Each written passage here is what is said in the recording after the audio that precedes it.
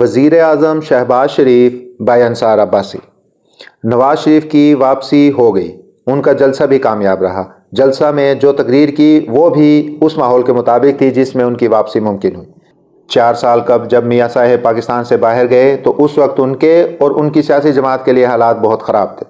اب جب 4 سال کے بعد واپسی ہوئی تو ان کے لیے سب کچھ بدل گیا۔ وہ اب بھی سزا یافتہ ہیں، لیکن ان کا استقبال ایک امید کے طور پر کیا گیا۔ ان کو عدلیہ، حکومت اور ریاست کی طرف سے ویلکم کیے جانے کا تاثر نہ چھپا ہوا تھا اور نہ ہی اسے چھپانے کی کوشش کی گئی۔ میاں صاحب مستقبل کے حکمران کے طور پر واپس لوٹے۔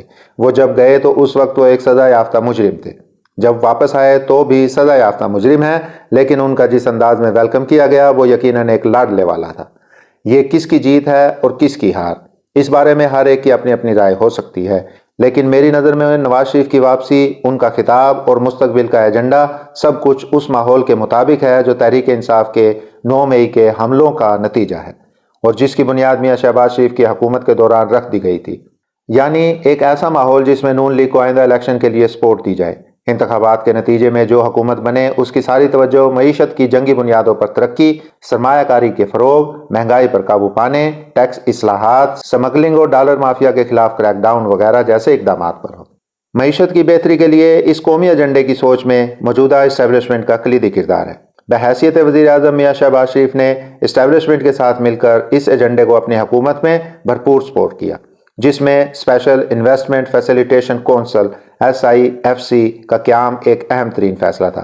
یعنی ملک کی معیشت کی بہتری کے لیے سول حکومت اور فوج کا مل کر کام کرنے کا فیصلہ شہباز شریف اور جنرل عاصم منیر کا تھا، اور اس ایجنڈے کے حصول کے لیے اس وقت بھی بہت کام ہو رہا ہے جس کی نگرانی ادارے خود کر رہے ہیں۔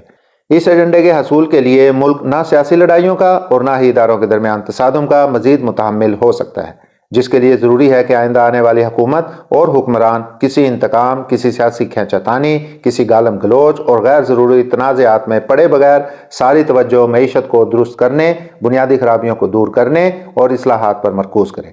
میاں نواز شریف کی تقریر اسی ایجنڈے کے مطابق تھی۔